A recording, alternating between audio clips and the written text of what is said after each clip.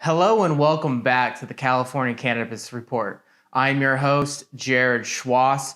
We have another exciting episode for you today. We go back up to the Mendocino Mountains where we interview Nate Hayward from Higher Heights. We talk a little bit about his history and how he came into Mendocino County. We go into length about his exotic genetics, about his growing methods. It's a great episode for you today. It is a little bit of a longer episode, so we timestamp below if you want to jump to where we talk about his genetics, his strains, his growing methods. I hope you enjoy this episode. If you do, smash that like button, subscribe, hit the bell notifications. All right, let's go see what's growing up in the mountains. Come on, let's go.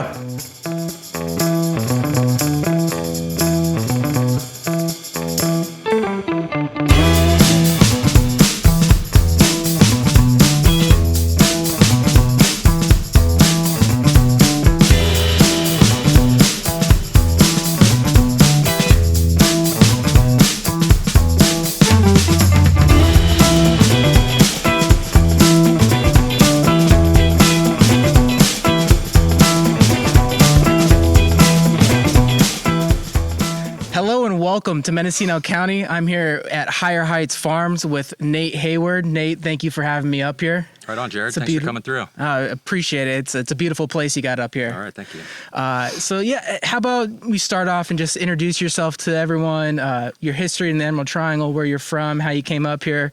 Start off with that. Sure, sounds good. Right on. Yeah, I'm Nate from Higher Heights, and I've been up here for, 21 years now, something like that.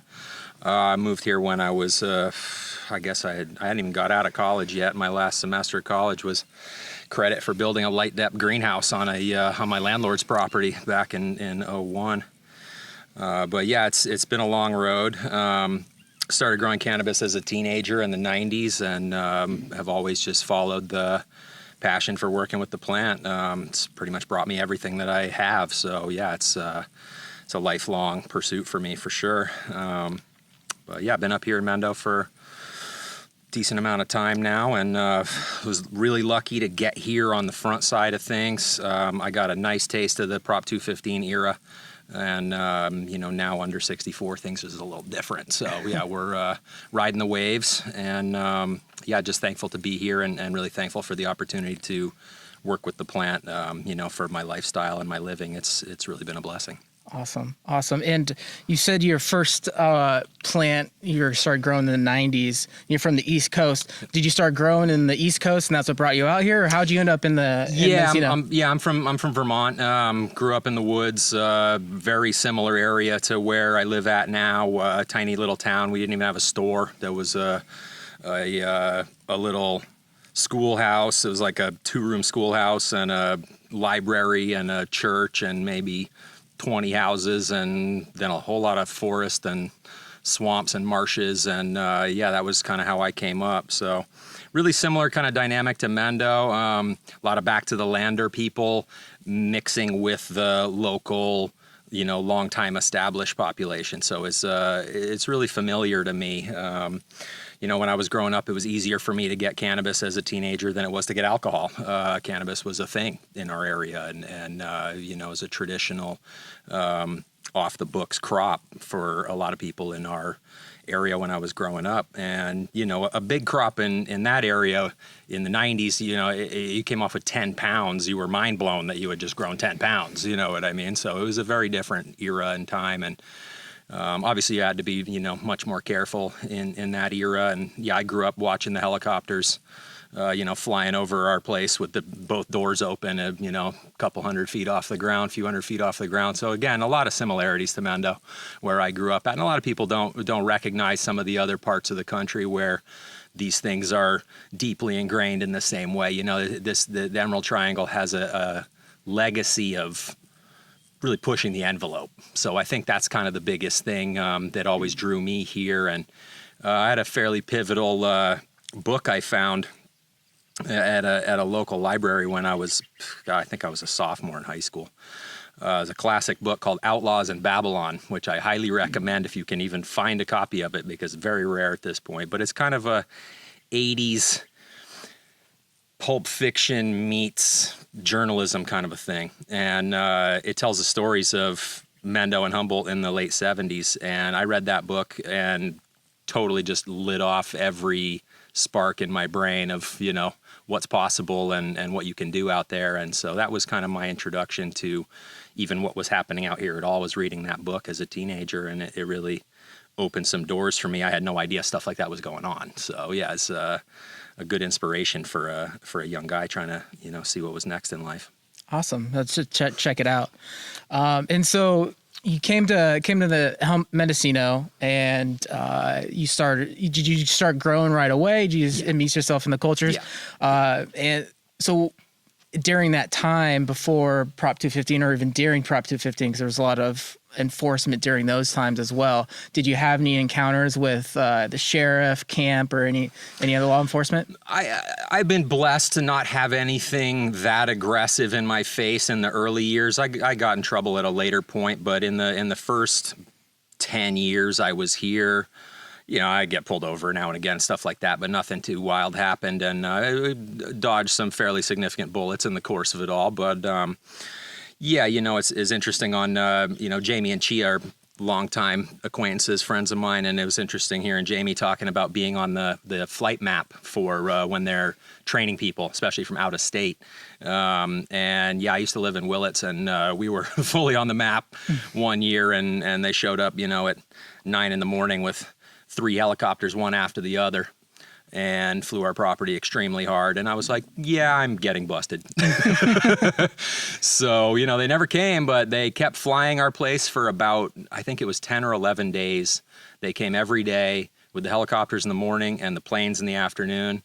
And it was hair-raising. And it definitely involved some some fear, and it's hard because that's really the only thing that they have. They've never been able to slow the roll of this plant, and all they can do is try to scare people. So they've been fairly effective at doing that, but at the same time, we've always just come back harder. So, that's kind of the history of it in my experience, and had more than a couple times where I used to work farmers market, and, a guy would come through farmers market and be like, hey, I just want to give you the heads up, they're going to take down most of your mountain tomorrow, and you really need to go home and get ready. And thankfully, there's a few places called Pine Mountain in Mendocino County, and they were over in Potter Valley, not in Willits that time. So had a pretty hair-raising time, trying to prepare for the impending raids, which thankfully never came. So yeah, it's been a fair bit of that over time. And ironically, probably some of the worst I've ever been flown has been in the past 3 or 4 years. And we've had occasion where we thought they were going to land in this field right here. They were flying that low. They were that low. Yeah, my wife literally was like about to go jump in the car and leave. So yeah, no, it's they're not done harassing people, but that's one of the nice things about the new era is having the paperwork, having the coverage. I signed up. Y'all don't have nothing to say to me. So that's kind of where we ride it. Do you think they do that out of to let let everyone in this area know that, hey, we're still here, we're still enforcing? Or why do you think they would continue those flights around this area? The prohibition mentality is not done at all. And so the reality is there's a whole lot of people, particularly law enforcement, I'm quite sure, who don't respect Prop 64, couldn't care less if we have access to the plant, and would actually really prefer if we would just stop. So on a lot of levels, they come send a message, they try to remind people of their presence. They know that fundamentally there's actually not a whole lot that they can do. And so I think they're probably sometimes kind of hopping mad about that and just want to come and shake you up a little bit to remind you that they exist. Which is sad because they're biting the hand that feeds them, because if they actually worked with you guys, worked with the industry, you could have it boom and reap the tax benefits. Yeah.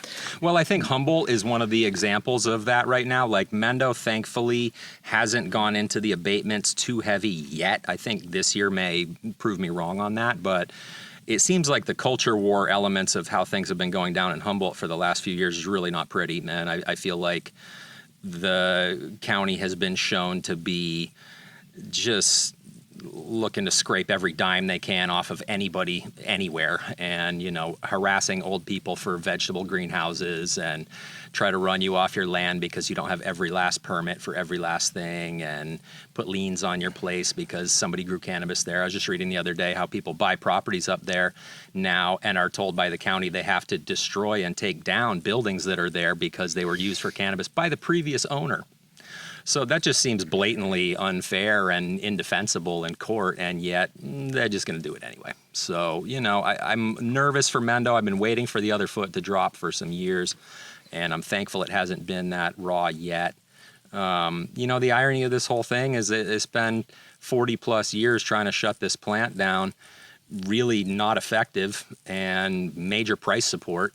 And now you get to a place where the market is what's putting people out of business, not enforcement. So it's pretty ironic how legalization has probably taken more people out of the game than raids ever did.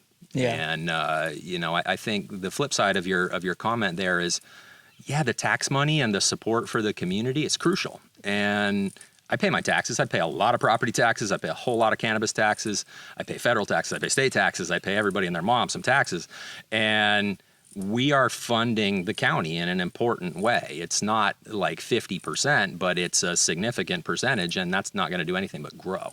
So to me, the biting the hand that feeds you element of things is an important part of it. I feel like there's a real, we want tax money, we got to have the tax money. And then next thing you know, actually, we don't really like you people. And so really it'd be better if, but we want the tax money.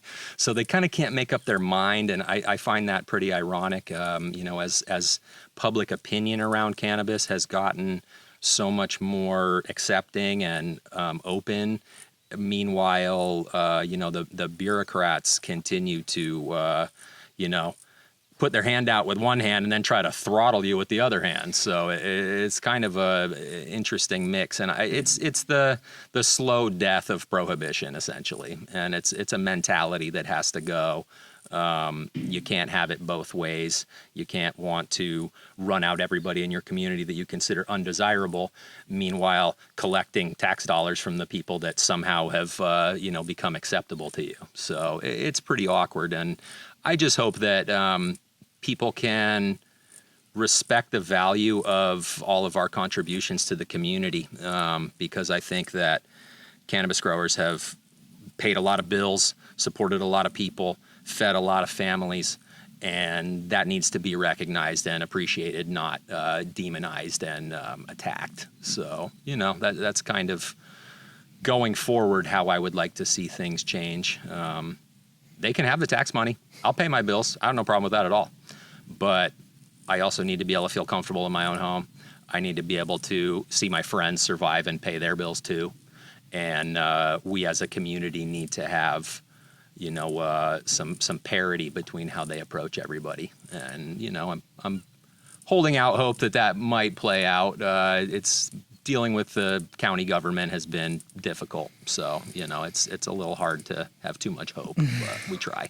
It baffles my mind that they can't see the potential upside and gain of being Mendocino County and accepting cannabis, legal cannabis, regulated market, and growing it and doing whatever they can to grow the market is, because that does it brings in jobs, it brings in tax revenue, it brings in, sale, everything. Yeah. Well, you ask any business owner around here, and they know full well that their business is dead in the water without cannabis money being in the community. So, we have a major issue here, and like I say, I think Humboldt is the front line of this right now. I was just up there, and it seems like a lot of businesses have gone under. A lot of dynamics have changed. There's a lot of tension in the community, and I feel like that's, coming for Mendo to some degree, and it does concern me. And, I feel like we got to overcome the propaganda, because, generations have been used up in trying to demonize this plant and everybody who's associated with it, and now we have this consolidation era where people see dollar signs. And so they come running in because they want some of that money. Next thing you know, the consolidation is really going to change the communities more than I think a lot of people appreciate. And, for example, I put a good portion of flower into my distributor last fall, and the driver's been a buddy of mine for a long time, and he told me, oh, it's good you're getting this in now. We're about to get really busy. A farm from Lake County just put 120,000 pounds into the facility. So that essentially represents 100 to 300 farms the way that the law is written in Mendo, because we cap out at 10,000 square feet of flower, which is less than a quarter acre. So you got farms in Lake doing 20 acres, 40 acres. Yeah, that represents a whole lot of people's family income in Mendo and in Lake too, and in the whole, the counties that allow us to get permitting in California. And so I think there's a real lack of understanding about the economic impact of putting a lot of small farmers on the ropes, because that is the community.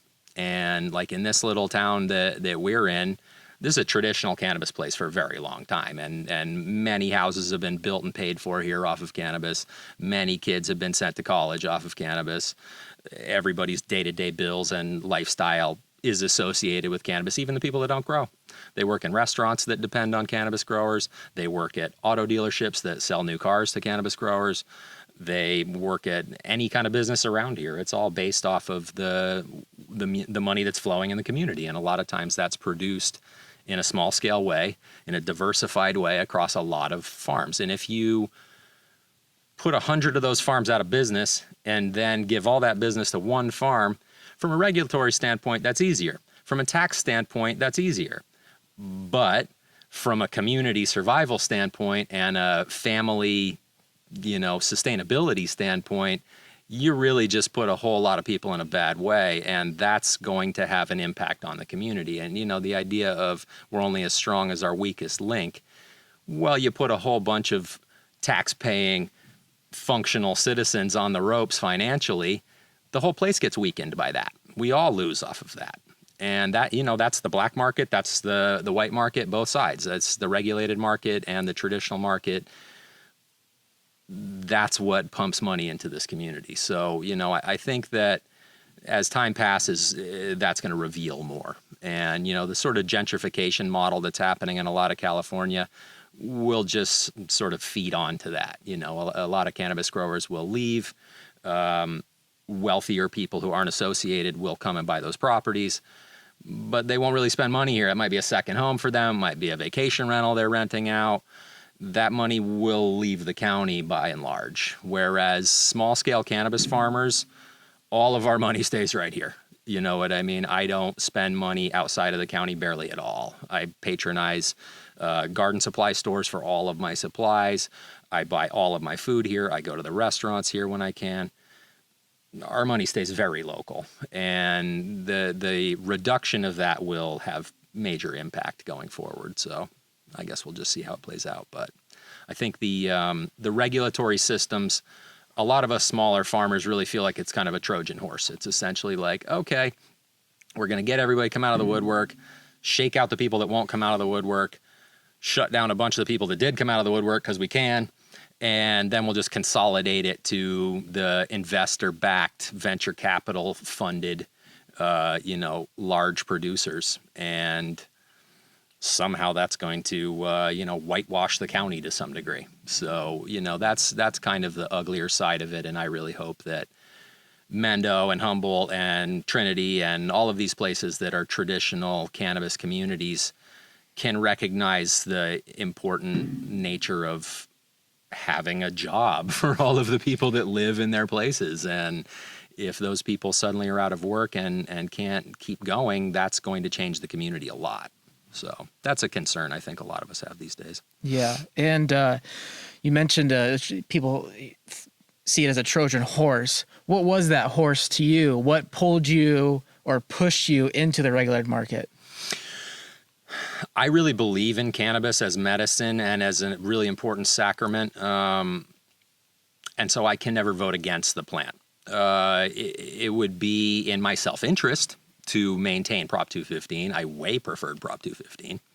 And yet, people need access to cannabis, and people should not go to jail for producing cannabis or selling cannabis or having cannabis. That should not go down. So it's unfortunate because if we had a bill that actually served those purposes without becoming a corporate takeover, that would have been a lot better.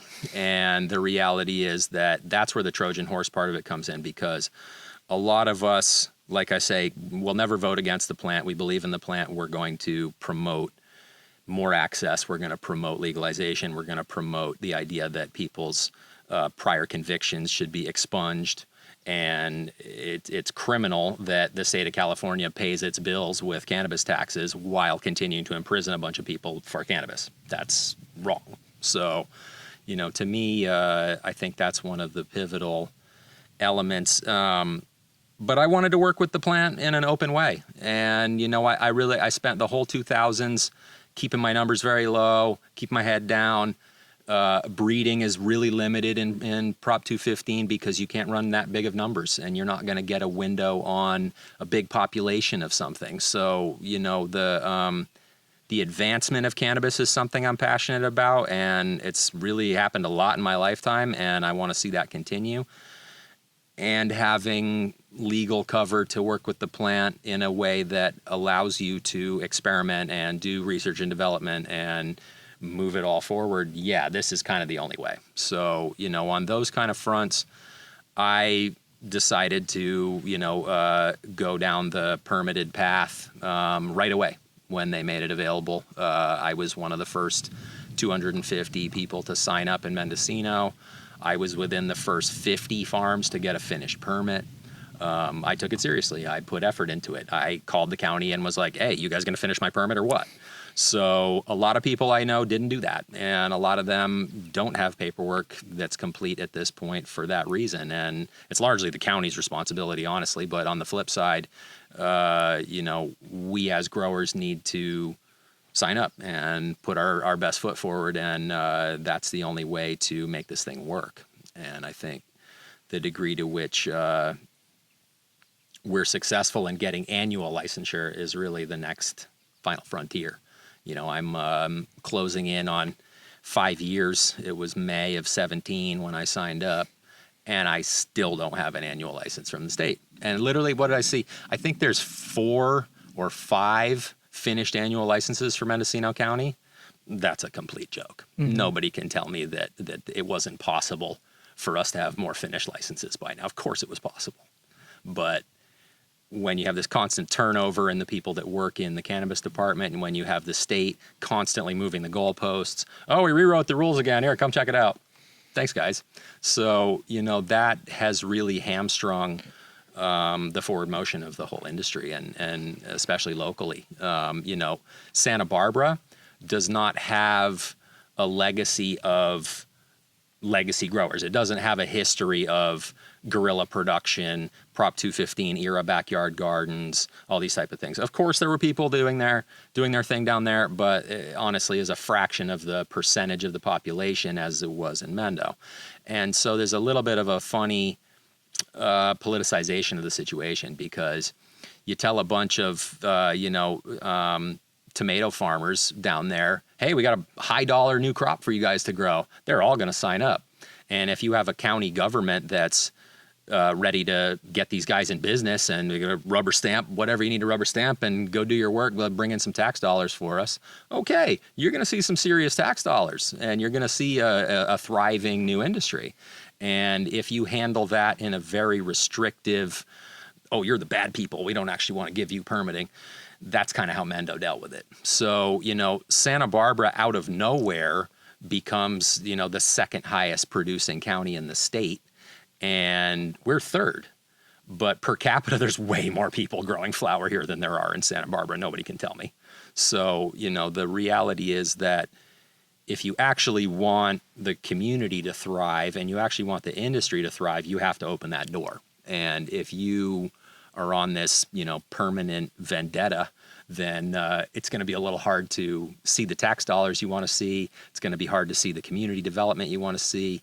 And it's going to be hard to, sustain forward motion. And a lot of us feel like they don't want to sustain forward motion. So that's sort of the struggle for the current situation, is just watching these other counties that really don't have the legacy history with the plant that we do get a much better shot at the market and, essentially capture a lot of market share, which honestly, in some ways, I mean, the market is the market. It's always going to be controlled by that bottom dollar and, that big production and those kind of things. But I think a lot of us had maybe misguided hopes that, cannabis would be handled a little differently. And we're kind of coming to see how much it's just sort of another commodity at this point. So it's a commodity, but at the same time, it's, I agree with you that the county has put roadblocks in the way to let it flourish like it really should have. Yeah. So you raise a good point about the corporate cannabis, the big grows down in Santa Barbara. I know, they're building out, one company's building out 5.5 million square feet of a greenhouse down there. Cool. I hadn't heard that yet. That's encouraging. And so a lot, and with the rise of corporate cannabis, people, I've heard from people in the industry and from this area saying that, cannabis culture is taking a hit in general. And so I always like to ask people, what does cannabis culture mean to you? And how do you think it's taking a hit, if it is at all, or how do you think it's reacted to the regulated market, and what do you see it going in the future? Well, cannabis culture has been a fairly anti-establishment culture from day one. And it had to be that way because you couldn't be associating with the day-to-day establishment and cannabis culture simultaneously. Those two things were sort of diametrically opposed depending on, where you were, who you were. And I think cannabis culture is really about an appreciation of the plant and the role it plays in our lives. And I think for a lot of us, we gravitated to cannabis because it gave us a positive experience. You feel good when you smoke cannabis, and you feel, for me, I feel motivated when I smoke cannabis. There's a lot of talk about, you're going to be sitting on the couch all day and not getting anything done.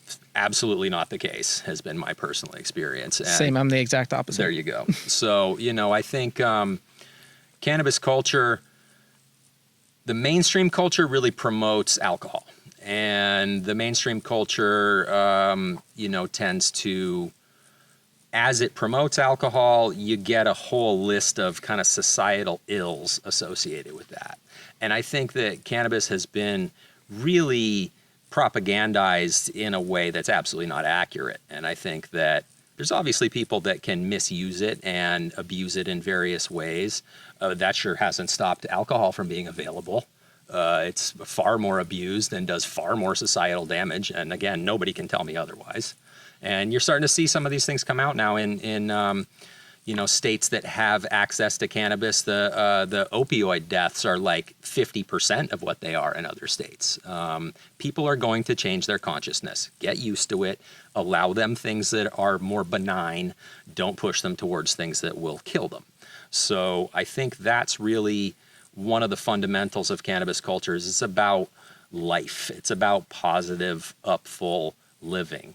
And it's about connecting with other people. It's about developing something outside of the mainstream that more daily represents how we want to live. And, that was something that drew me to Mendo. The first time I came here, I came down for a Thanksgiving party out on the coast. A buddy of mine from Arcata had been invited.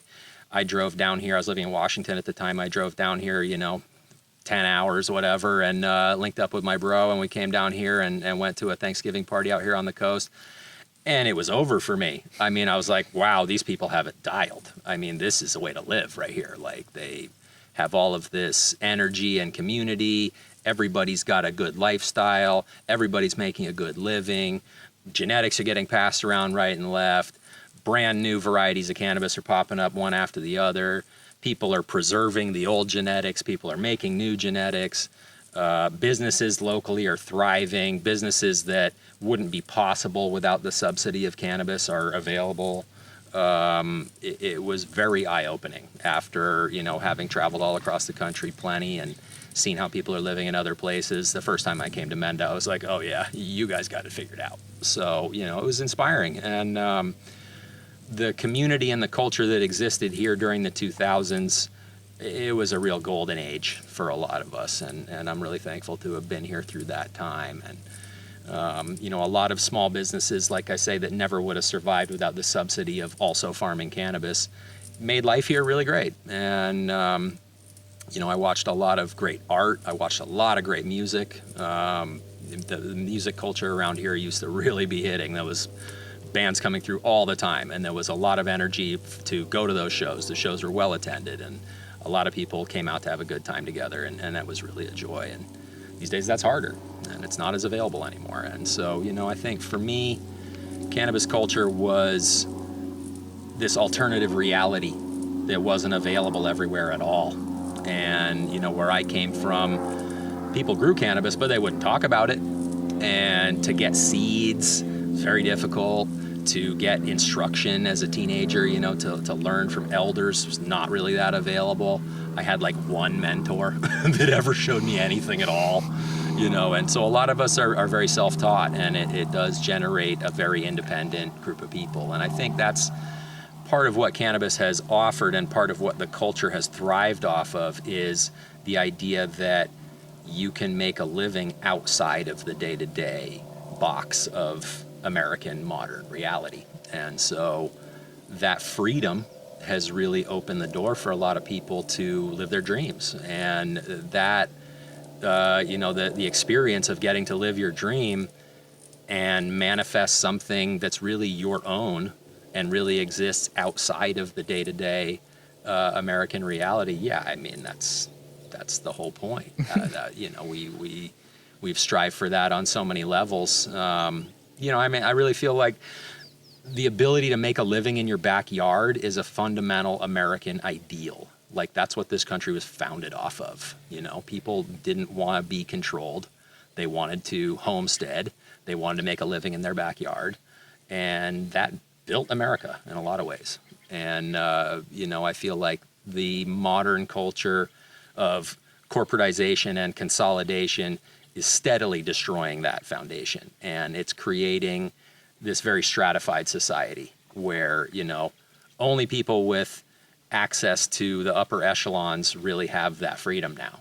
And, a lot of people that would like access to a better life, would like access to more freedom, they can't get that because they're stuck on the treadmill, and, the realities of day-to-day life take over, and you can't really get free in the same way. So, for me, cannabis culture is about freedom, and it's about, living your dreams to the fullness, regardless of what mainstream society says. And I think so many of us have thrived off of that opportunity that, without access to places where you could work with the plant, that culture would be much less of a thing than it is. And I think it's a good thing for the world and for America. And, access to cannabis has been something which has opened people's minds. And I think that's part of the bureaucratic governmental fear of the plant, is that people are less controllable when they consume cannabis because it opens their mind to other possibilities, and they start to think about, I want to feel like this all the time. I want to be free and be able to do my thing all the time. I don't want this to be just a 2 hours on the weekend kind of thing, And I think that's there's some value there for the culture. And when the culture becomes so bottlenecked into very few professions and very little opportunity, and that's a negative overall, and I think that cannabis culture has given a lot of people that opportunity and that freedom that otherwise wouldn't be possible. Going forward, who knows? We're all just sort of watching it develop as it goes, and trying to move the culture in a good way as much as we can as well. I feel like this is a really important time to lift up the positive elements of cannabis and of cannabis culture and of the community that produces and consumes cannabis. And we really have to hold our own right now and keep stepping that up, because there is a sort of concerted effort to see that fall off. So yeah, now more than ever. Yeah. And I feel like it's important for everyone who believes in that message or something similar to that. It's a time to come together and work together, because there's people who are very well backed financially that are coming in to break that up. Yeah. All right. Let's get into the farm. Let's get into where we're at right now. So we're in western Mendocino County, not on the coast quite, but close. Kind of explain to everyone where we're at and why this area is good for growing cannabis. Sure. So I call this whole zone the terp belt. This is where the terps happen. So when you're, I'd say 10 plus miles inland up to maybe 20 miles inland. There's kind of a little belt there, and it stretches from, West County, Sonoma, all the way up through the southern Mendo coast, inland to Point Arena and those kind of areas, up through western Anderson Valley, Comshie, up into, western Branscombe, Laytonville, all the way up into southern Humboldt, Whitethorn, Bryceland, Honeydew, these kind of areas. So that band all the way down really produces some of the best quality cannabis probably in the world. And it's a confluence of climactic factors as well as intellectual property. And some of the best growers in the world live in that belt right there. It's not that the inland is a bad place to grow. I lived in Willits for years. It's much different climate-wise than where we're at now. But there's something really special about the ocean influence melding with the intense heat of the inland. And you don't want too much ocean and you don't want too much inland. And so for me, this little belt right through here is a real special thing and just hits those climate markers perfectly. And then culturally, it's the same thing. These places are more isolated. They're harder to get to. There's less people and less stuff and less roads and everything. And so this place has thrived from the guerrilla era straight through Prop 215 to today. And, the intellectual property of these kind of areas, the genetic development, it's very deep-rooted. People have put a lot of effort into cultivating the varieties that do well in these places. And so, we are informed by the terroir in a big way. It's not just about planting in the ground. A lot of people will make the comment, terroir in a grape context. The grape guys don't grow it in a bucket or a raised bed, so therefore your terroir doesn't count unless you grow in the ground. I definitely don't think that that's the case. I think that the climate factors, the water, the air, very much terroir. So in my experience, the dynamics of where you're growing has a huge impact on the finished flower. And, different styles even. In an inland context, you're going to get more production in an outdoor garden. The plants are going to be bigger. The flowers are going to be bigger. They like that dry condition. They like that sun and heat. But in a light depth context, I don't know. I think I get better flower here than I did in Willits. And at the end of the day, the more mild conditions are really beneficial for the depths. The not quite as arid is really beneficial for the depths. Vicious heat waves, when they hit inland, it'll just burn up people's plants in a depth. I've seen, leaves just parched out, flowers tanned out, plants clearly under a lot of stress in that intense inland heat. And something about the milder, gentler climate here for the depth is really about as good as it gets. So, that's kind of the climatic factors for our area, which can be counterintuitive, and it does very much matter where you're located. I have a lot of sun here, so I kind of overcome some of the limitations of the shadier, deeper in the forest type of locations. And yeah, this is a very nice meadow. It's pretty spectacular. Yeah. I'm pretty mind blown every day that Awesome. that this is where I work. Yeah, it's really a joy. So, no, thankful very much for the climate. And I think something just about the climate that people figured out a long time ago, that good flower comes out of this climate. You know what I mean? And we've been blessed to be a part of the evolution of that over time. And just narrow it down, your farm's Higher Heights. Sure. Can you guys go into a little bit of detail of where that name came from? What does it mean? Definitely. Well, I've been a Rastafari for a long time. I grew up around Jamaicans where I grew up, and started smoking cannabis from a young age with Jamaicans, and really got turned on to a lot of the cultural elements around Rastafari and around reggae music and the culture broadly of the the Caribbean base, but it's gotten very international throughout time. And so, the concept of Higher Heights is a Rastafari concept. It's about seeking that higher plane. It's about consciousness. It's about conscience. It's not a religion. It's a lifestyle, and we are guided by our conscience. And when you are constantly reinforced through the music and through the culture, it's very uplifting.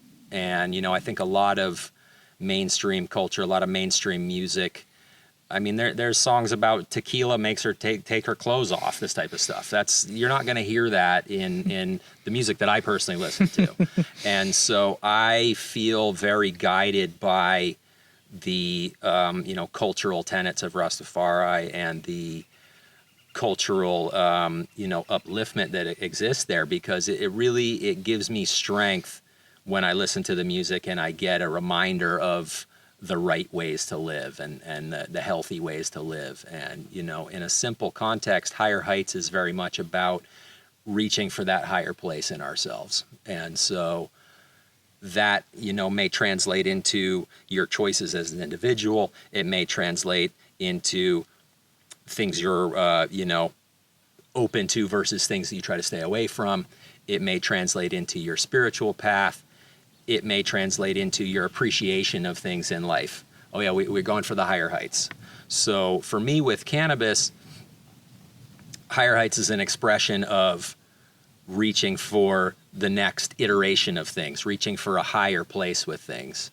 Even within just consuming cannabis, I grew up with access to good flower for about 2 months a year.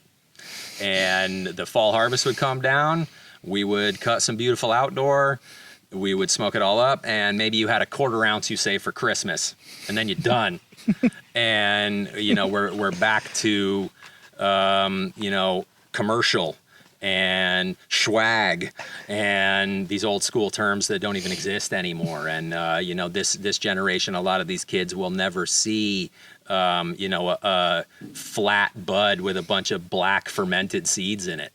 So, we have seen the whole gamut, and Higher Heights is that representation as well. If I saw a flower like this when I was a teenager, I would have been mind blown. So at this point, this is more common. This is now available, and people are producing this quality of flower in a lot of places. And that really represents the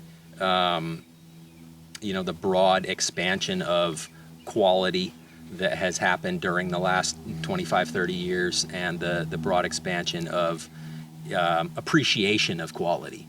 Back in the day, the flower was worth so much that you could basically get away with anything as a grower. And at this point, you very much have to focus on quality. And the only way to survive in this era and in this market is there's not a lot of room for error. You got to get everything right from start to finish. And so the transition of watching, imported weed be the most commonly available thing, and it was all garbage, all the way up to Now I haven't seen a flower like that in years.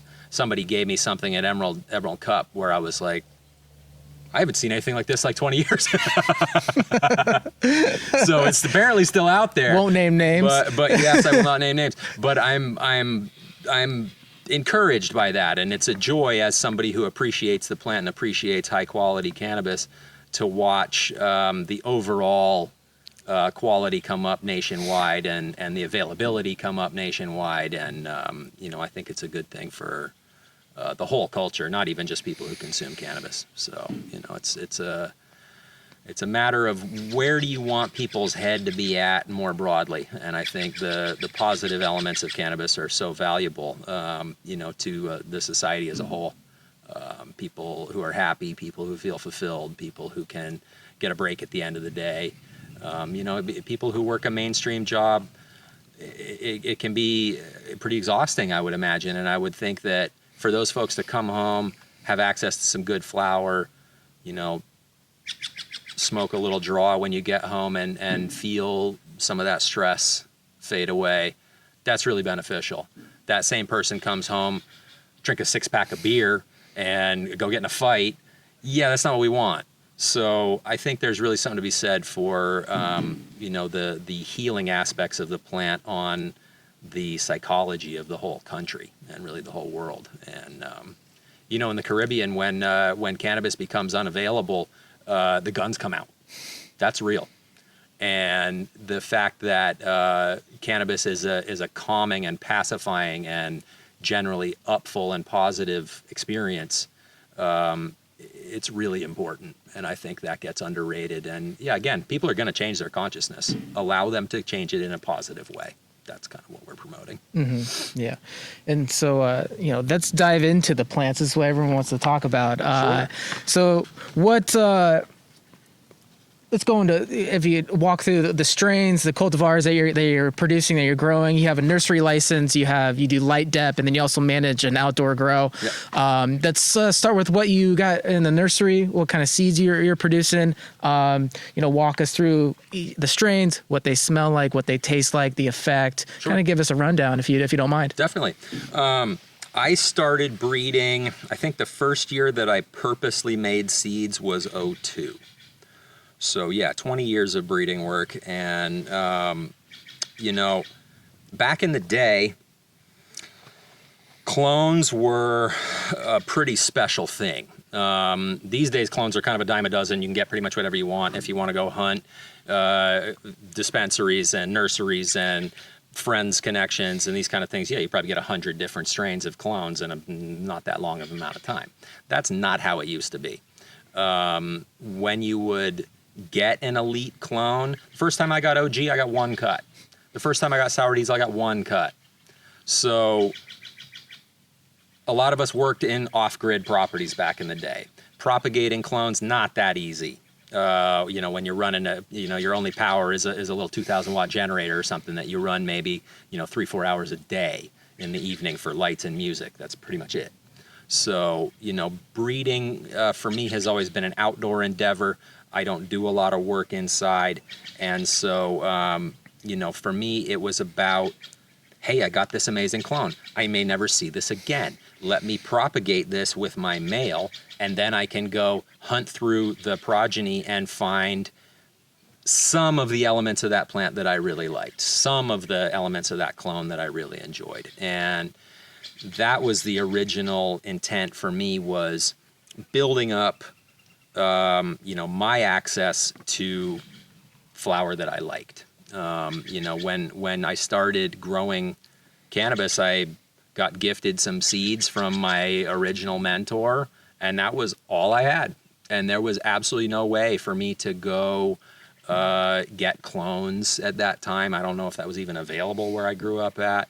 Once I got out here, the community was more ramped up here in that way, and so clones were more available. But again, at this point, I can call up a nursery and order 1,000 clones, and here they come. But at that point, even if you had a friend that was producing clones, they might only be producing a few clones. They might have an indoor room, and they have they try to produce an extra 50 cuts when they make cuts, because that's a little, pocket change for them or whatever. And so getting access to some of those early strains, OG and Sour Diesel both obviously come to mind.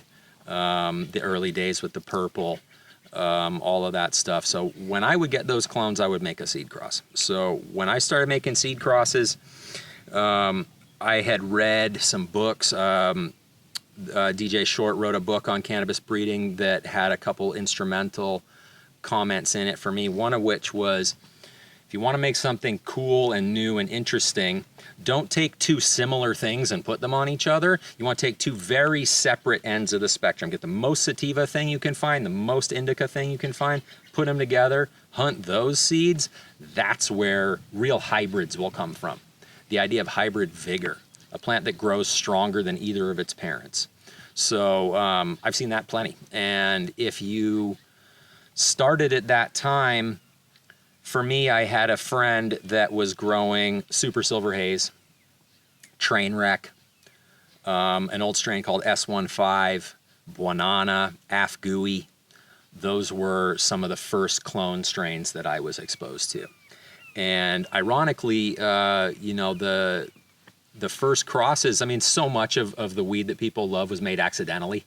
And so, you can't diss bag seed, and you can't diss accidentally made crosses, particularly from 20 years ago.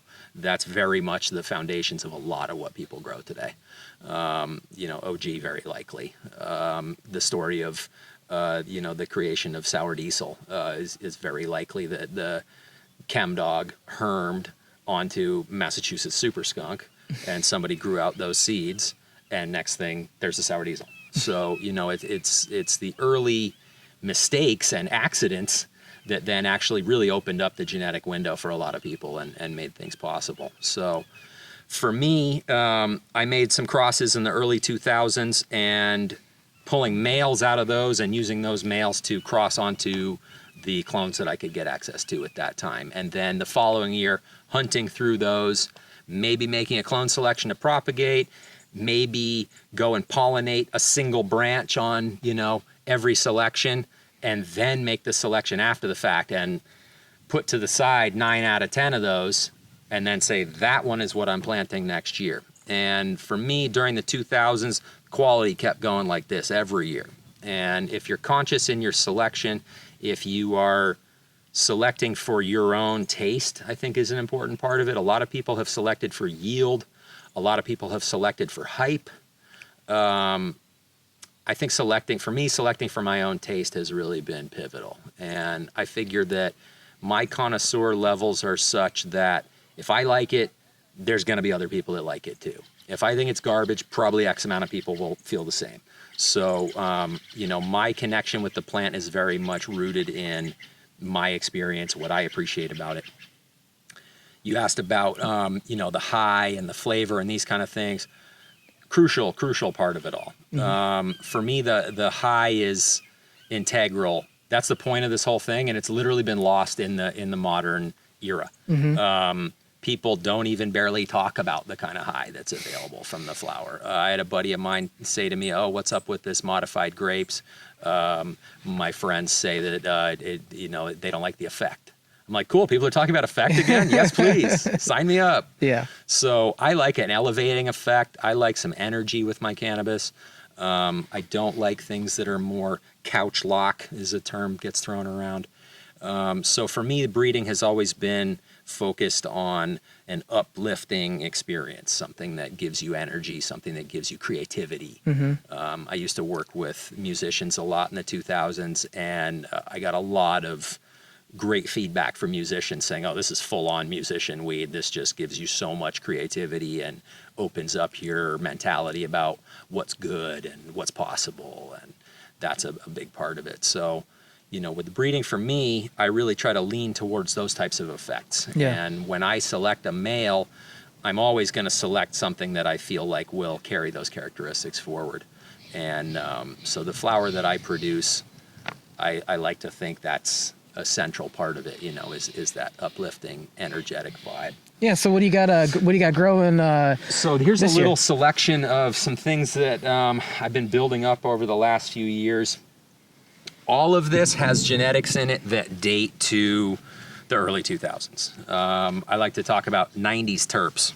So, some of those old school smells and flavors that used to be available in some of the very legacy early strains, Northern Lights, Afghani, talking about White Widow, Super Skunk, even into some of the landrace strains as far as Jamaican that used to be available where I grew up. The effect from that is it's like a rocket ship, you know what I mean? People have no idea. I mean, in today's market, you couldn't sell that weed because people would complain about the flower structure.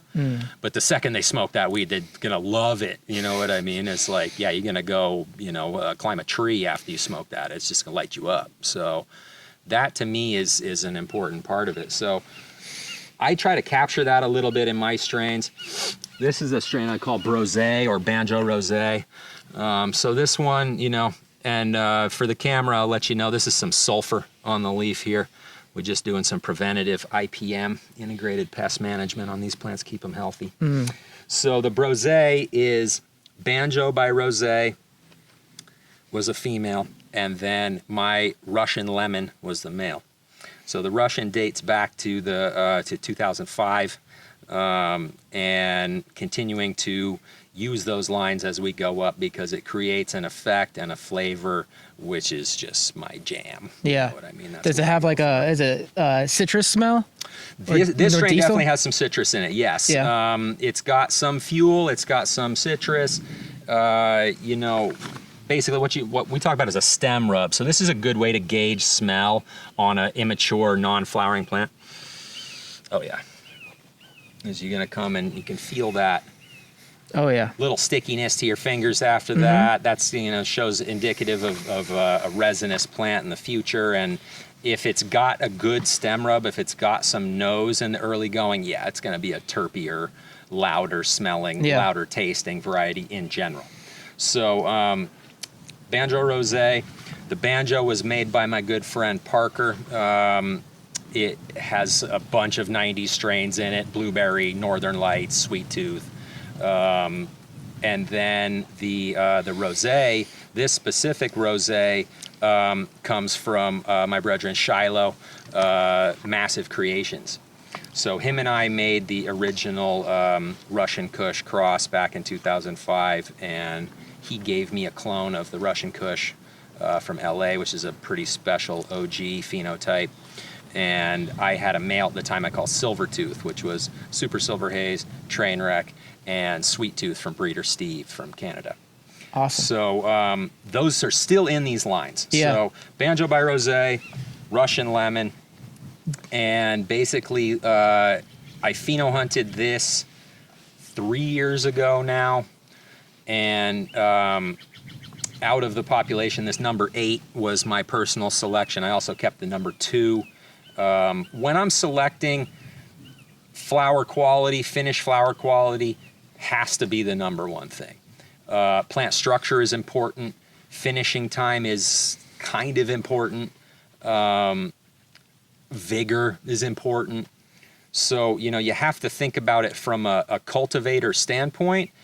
But at the end of the day, if it grows amazing and produces weed that you don't like, there's no point doing that. So, you have to be selecting for quality. And ironically, a lot of the elite clone is bred indoors and doesn't necessarily translate well to an outdoor situation. So selection is the most important part of cannabis breeding. It's about familiarizing yourself with what's possible within a line, and then going and looking for the leaf shapes that represent that quality, going for the stem rub that represents that quality, going for the growth habit and plant structure that represents that quality, and then obviously at the finished flower stage, looking for your favorite expression. So selected this a couple years back, or 3 years back. The following year, I used a male to cross onto it, which then brought me into the next generation. So these other crosses back here, this is that original Brosé clone. Yeah, lots of history in that one. Then there's this is Mendo Crumble by the Brosé. So this is a Mendo Crumble flower here. I crossed that with a Brosé male. and grew that out to pheno hunt it again. And this was my favorite selection out of this. This flower was like every color of the rainbow when it finished. Nice. The leaves were all speckled.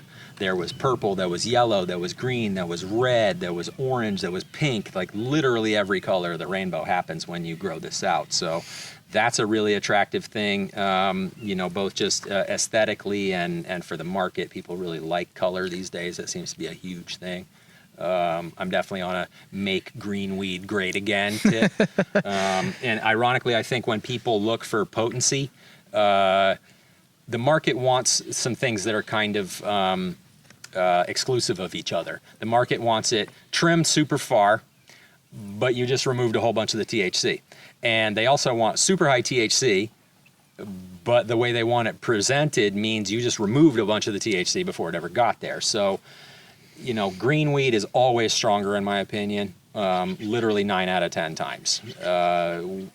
Good quality green cannabis is very, very potent. The effect, whatever the THC percentage, the effect is more, has been my personal experience. So, I like this breed a lot because of the diversity of everything that's in there. It represents a number of different sides of cannabis. Smells so nice. It's got some of the potency of the greener sides. It's got the colorfulness of some of the purple. It has a grapey, hashy flavor, which probably leans more to the Mendo Crumble. But then there's elements of a sweetness, elements of a tangy, citrusy flavor from the Brosé father. So, it's that melding of characteristics. That's really where, the rubber meets the road in breeding. Yeah. And so, have you tested any of these? Yeah, these have all been tested. I do R&D testing through my distributor and have them check things out. I ran enough Brosé last year to have a commercial quantity of it, so I got that tested for the COA for the commercial levels. Yeah. I think the Brosé was hitting between 23 to 25 THC depending on the batch, and like 2 to 3% terps. Awesome. And then the crosses vary a little bit from there. The Crumble's pretty potent.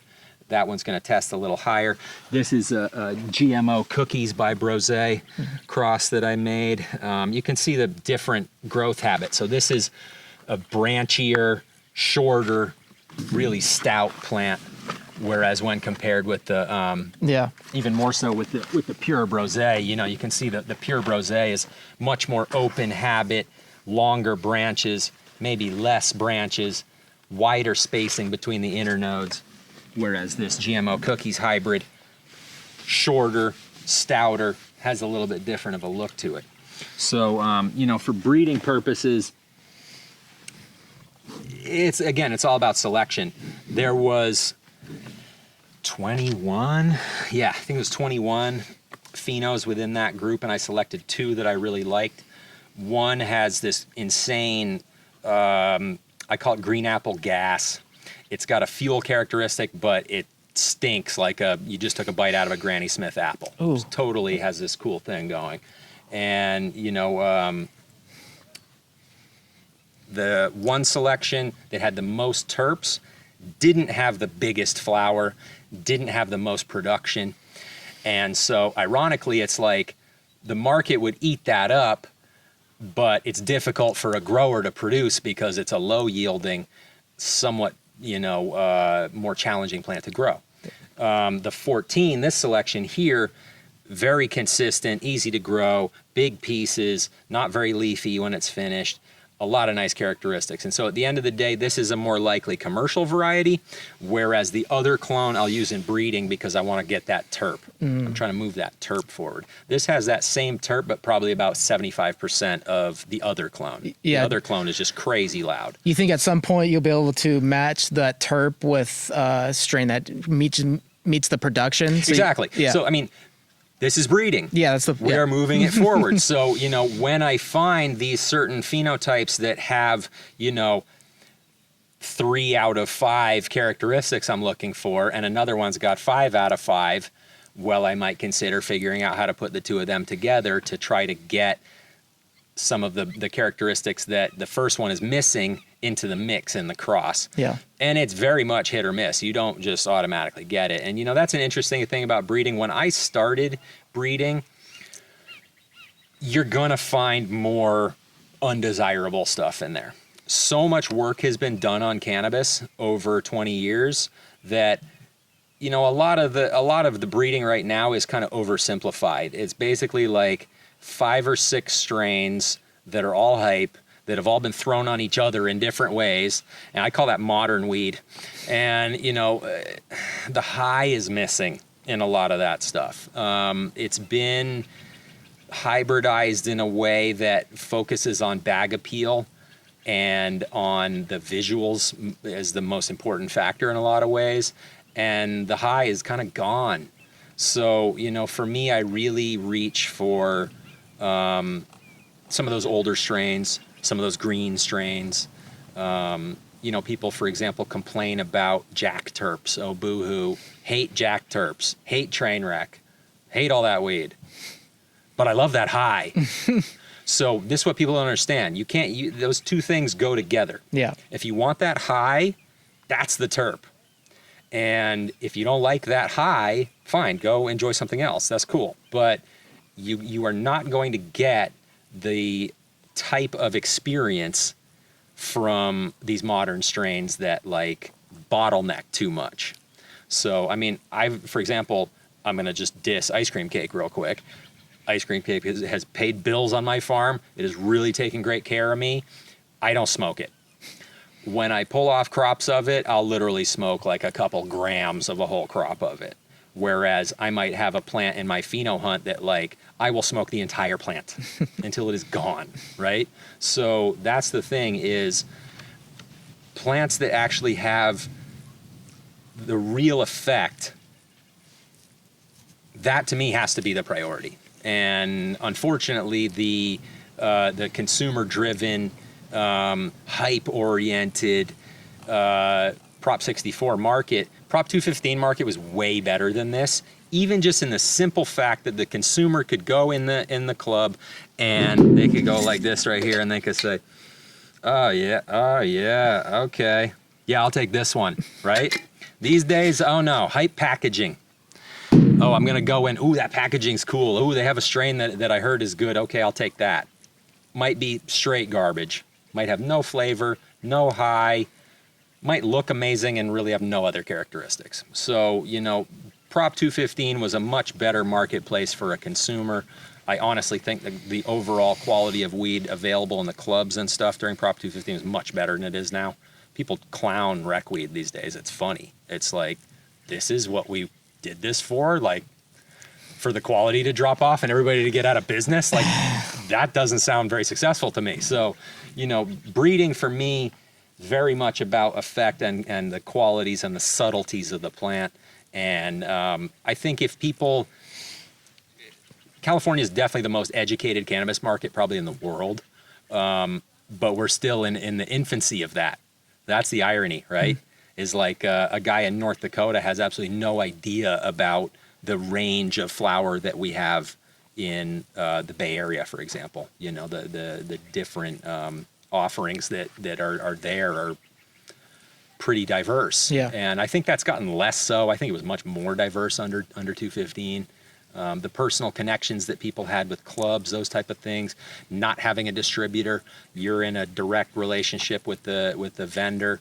That's a much better position for a farmer to be in. And the distributor model has totally disenfranchised farmers from those opportunities. And so that's a loss for the consumer at the end of the day. And I don't think a lot of people get that.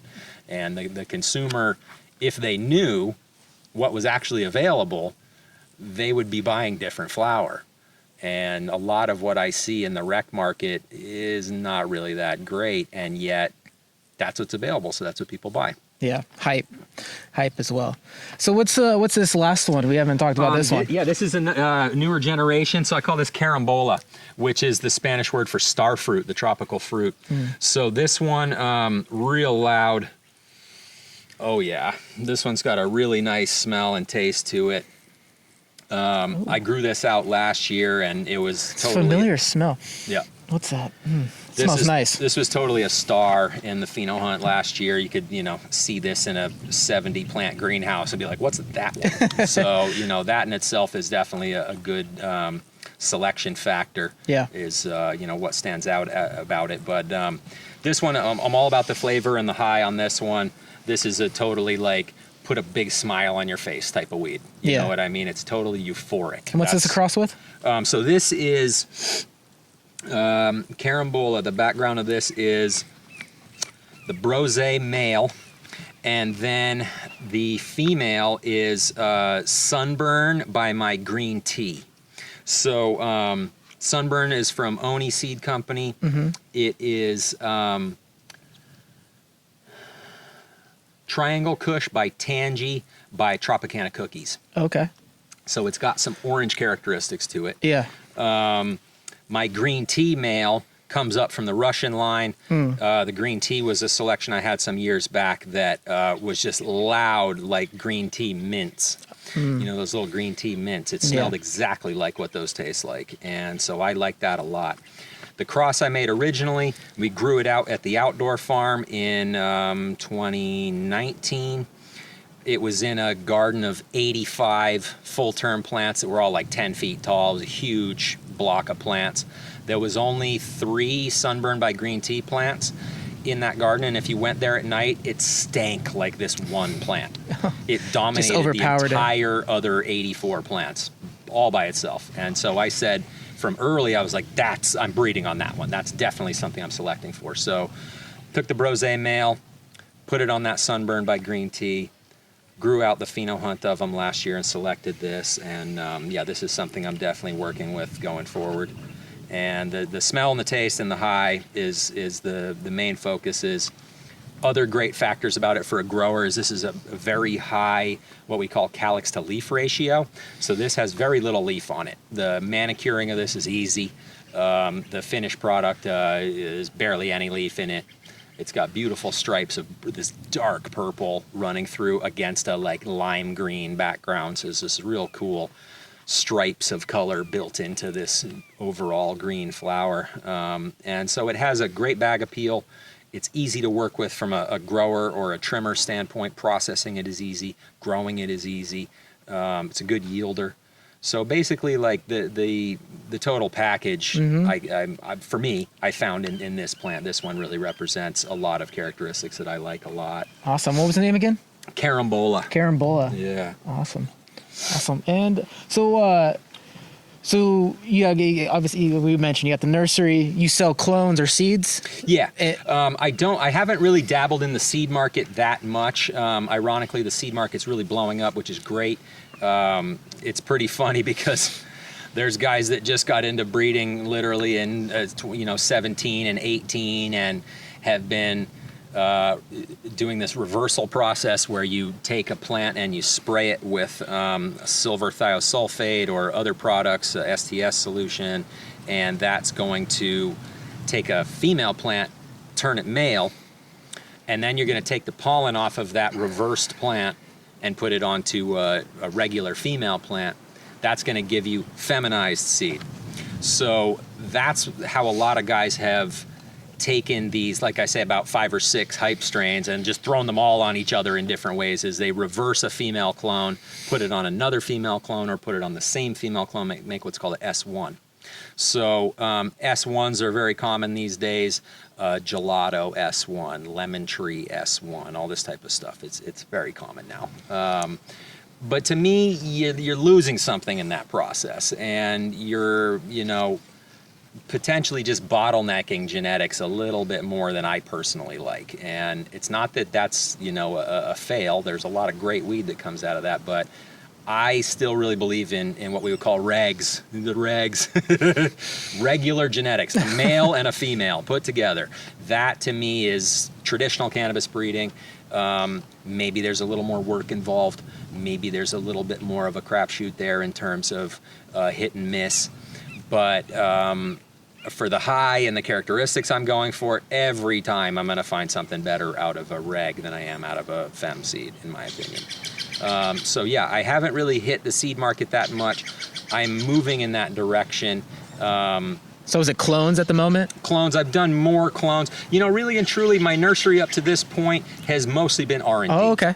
So, you know, I have served some clones to other farms. The nursery gig is a challenging gig. Yeah. It takes really a lot of focus and time, a lot of skill and knowledge. You really have to be on top of the plants. It's a huge nightmare if you send plants out with problems. You have to really avoid that. It's very easy to get a bad name as a nursery these days. So, you know, for me, the nursery to this point has been heavily focused on R&D and pheno hunting. Gotcha. And making these selections to then plant in my mix light and come to market with my own strains. So what do you have in market right now, strain-wise, and where can people find them? Thankfully, I'm sold out. Oh, congrats. I sold all of my flower from last year, last fall from my depths, and we're done. Cool. So that really worked good for me. But, you know, coming into this year's market, it's nerve-wracking. I watched prices drop by 60%, in some cases 65% from 2020 to 2021. 2020 was a very successful market year, and 2021 was really not. And so going forward, they tell us that we're supposed to be putting proprietary strains on the market, and then they make it really difficult to do that in a variety of ways, and buyers won't touch it because they haven't heard of it, and et cetera, et cetera, et cetera. So for my production, I tend to get boxed into the clones that are available that I think will be new on the market. And for me, I keep growing different strains from round to round, let alone from year to year. And, you know, in the 2000s, I was able to grow seed every year, or I was able to grow a diversity of clone crops every year, or I was able to grow the same clone for 5-6 years in a row and really dial it in. And this market environment makes that very difficult. So that's kind of a problem in a lot of ways. A lot of growers, you know, are going to try something new every round. Maybe you get a herm problem, and next thing you have seeds in a whole crop that you weren't counting on because you never grew that plant before. Maybe you get a really low yielding clone because it hates your environment. Maybe you get a clone that was bred indoors and really thrives in an indoor condition but can't handle the outdoor conditions very well.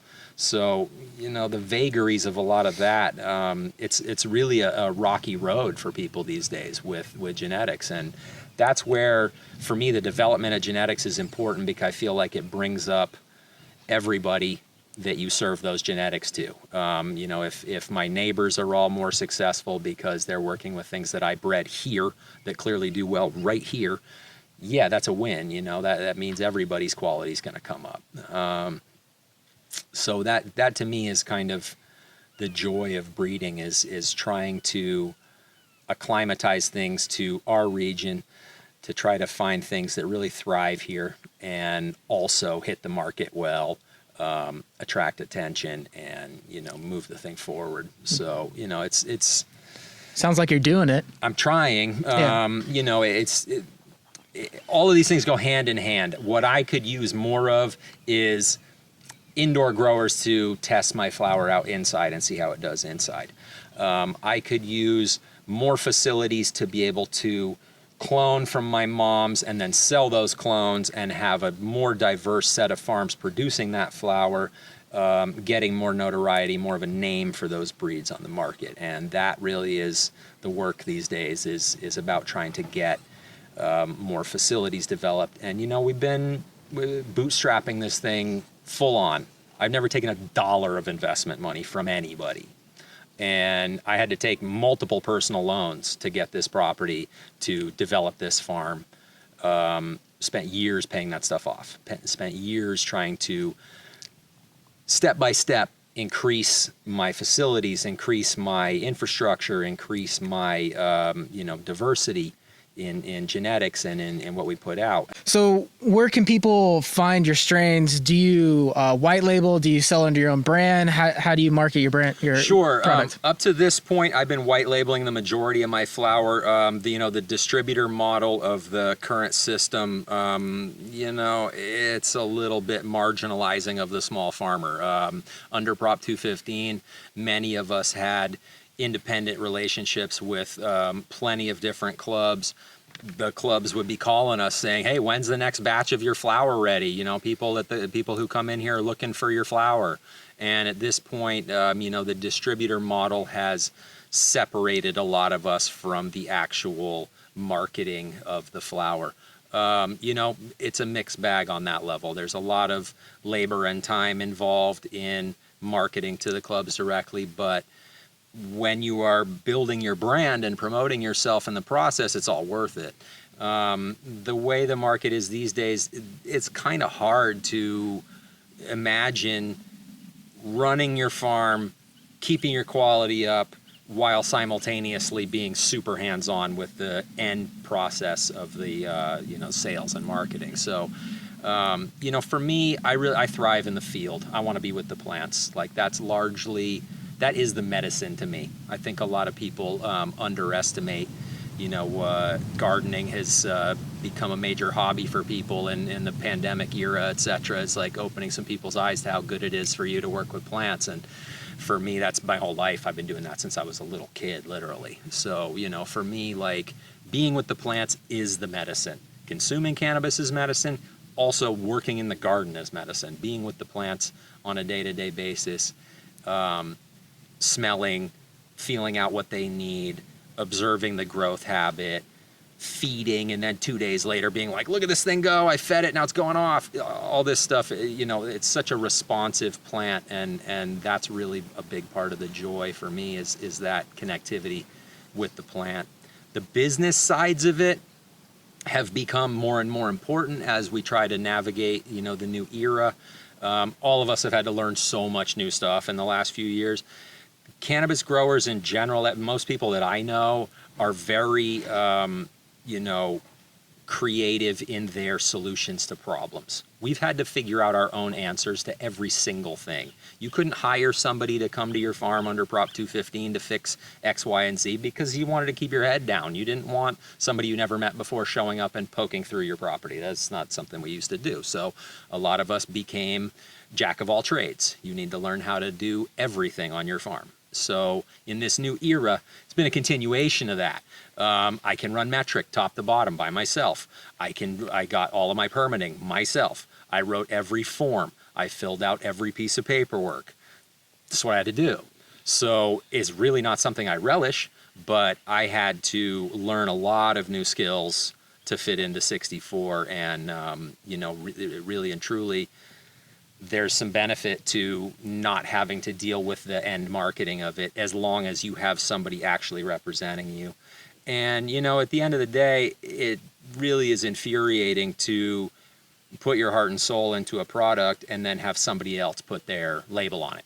So that's been a frustrating element of this, and I think I don't really know how to overcome that. But up to this point, I've made better money in the white labeling game. When I have packaged flower, I've made about 75% as much. And so at the end of the day, from a financial survival standpoint and a farm success or failure standpoint, bulk marketing has been a lifeline for myself and for a lot of people.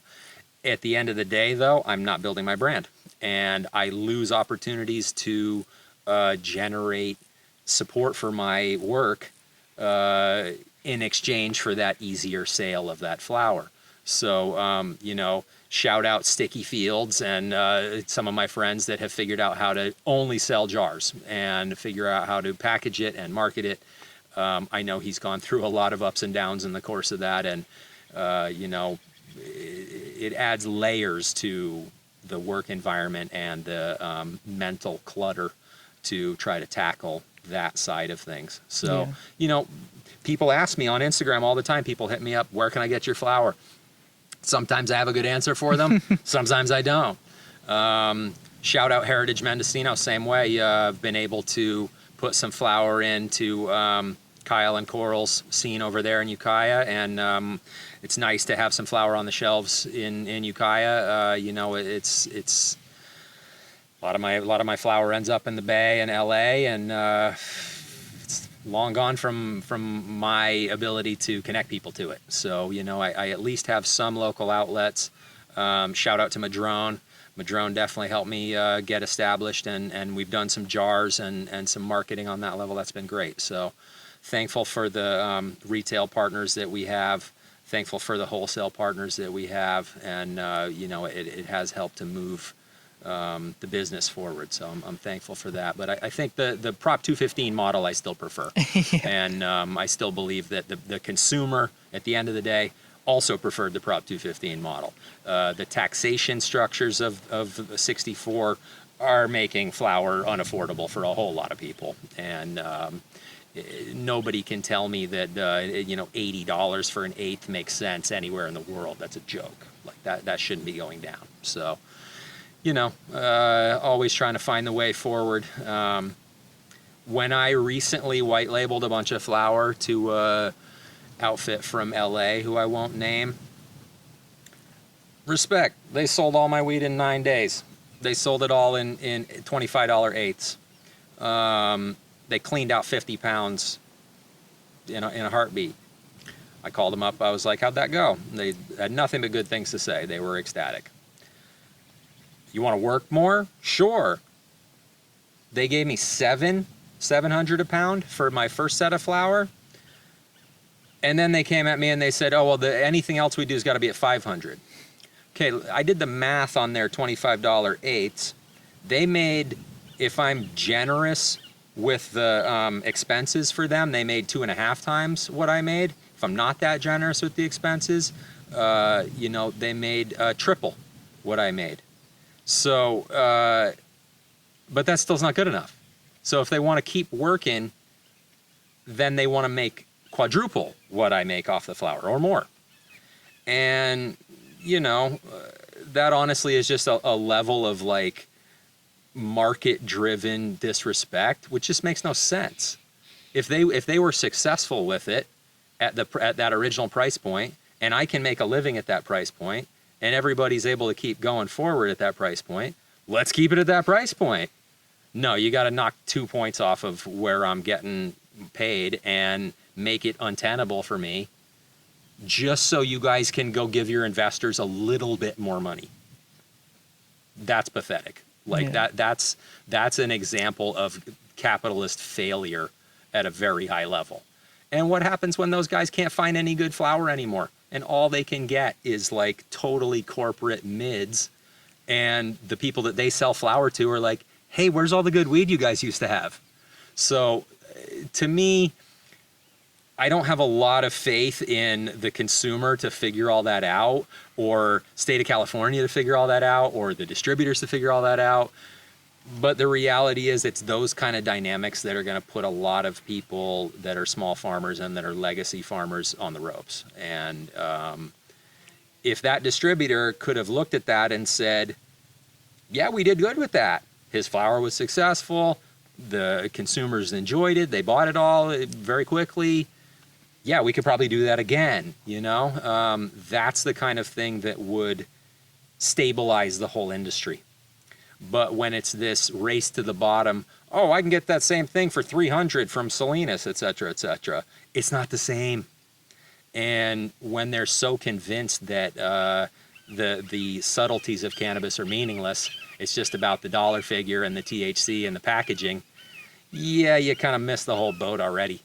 So I'm a little skeptical on those levels. Unfortunately, I wish I wasn't. But again, that was really where Prop 215 shined.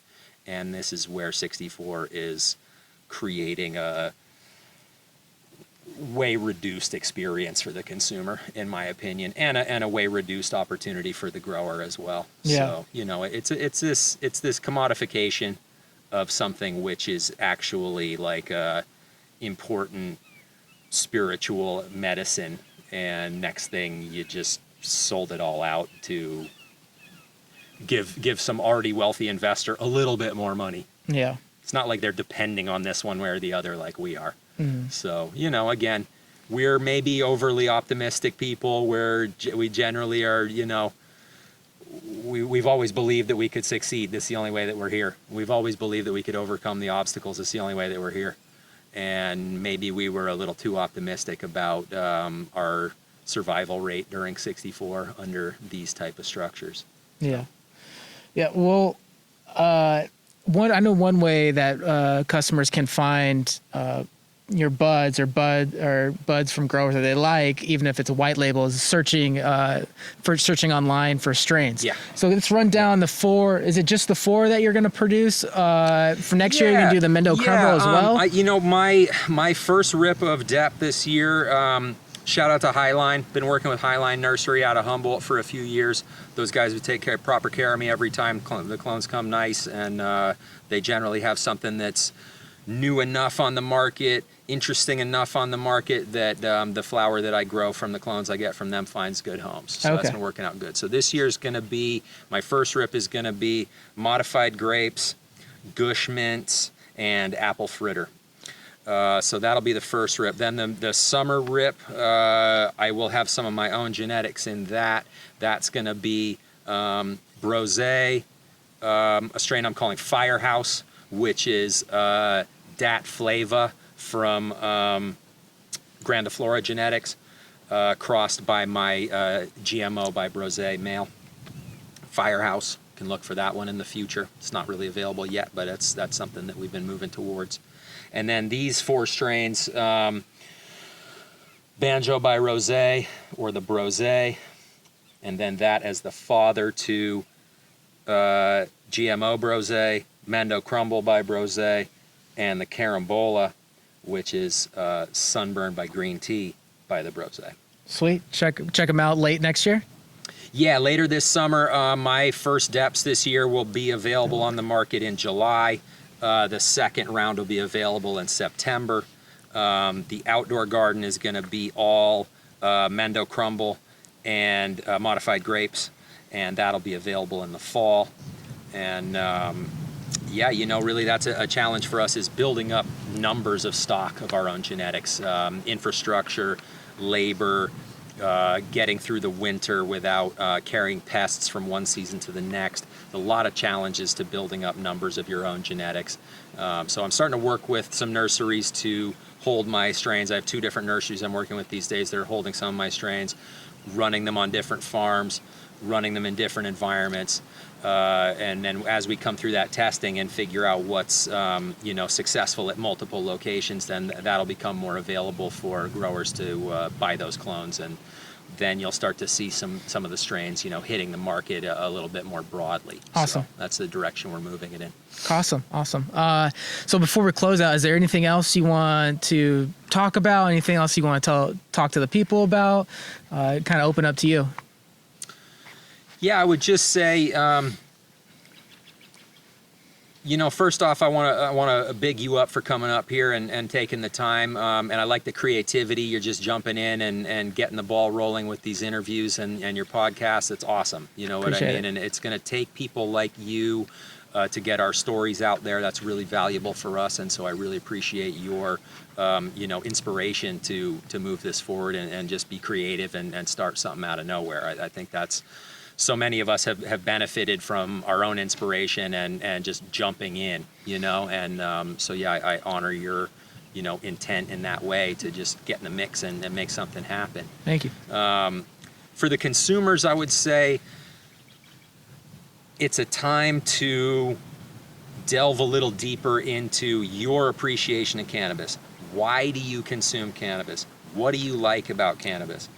What are the farms and the strains and the qualities of cannabis that you look for? And then when you find those things, support it. When you find a farm that produces flower that you enjoy, tell your friends, tell the club that you go to, say, hey, we would love to see some Higher Heights flower on the shelf. And, that's the kind of thing that's going to sustain small farms in this time is the support from the consumer. In a very specific, overt kind of a way. And by all means, experiment with what's out there, see what people have available, but do it from a connoisseur standpoint. Do it from a standpoint to say to yourself, okay, I'm going to analyze this a little bit. When I buy this flower from this big operation, sometimes I don't like X, Y, and Z characteristics about it. But when I buy flower from these smaller producers, this is why I lean towards the flower that comes from these smaller operations. And when you vote with your dollars, it keeps a lot of us in business, and it's critically important to our financial survival. And even beyond that, I want to say it's critically important to quality cannabis being available, because when this race to the bottom ends up dominating everything, you're going to start wondering where all the good weed is. And I really want consumers to bear that in mind and remember, I want good quality, so I need to support that quality. For me, I got into cannabis because the first few times that I smoked, I loved it, and I was like, this is great. Where can I find a higher quality? And like I'm saying, a lot of times that might be available only for a couple months a year, or randomly throughout the year something cool comes through. So, for this time, we really need to uplift the quality, and we need to keep that available on the shelf. And the way to do that is to vote with your dollar, and to, tell the distributors and the clubs that you're buying from, hey, we like this, as opposed to just buying whatever the cheapest thing is, or buying whatever the thing with the best packaging is. We really got to support quality finished product if we want it available. So I think that's the main message for the consumer at this point. And the message for the state and the county is, we will be good stewards of our land, and we will be good stewards of our economy. You just need to allow us to do that. And you need to at least open the door enough and create opportunity enough that these things can sustain and keep going. And if your focus is strictly on getting people out, you should really consider the impact that that's going to have on the communities where cannabis has traditionally been produced, and the impact that that's going to have on the market as a whole. If this whole thing is just supposed to be some big investor cash cow, next thing you know, you're going to lose a lot of beneficial elements of this culture and what it's brought to the people of California, and honestly, the people of the whole country. Yeah, So, and they're going to lose out on a lot of rural, small cities. Yeah. In towns. Yeah. And life in the country will get harder. Yeah. For people, and we're already seeing that around here and in Humboldt especially. And I would just really like to encourage the policymakers to bear in mind day-to-day quality of life. All decisions can't be made off of a corporate bottom line.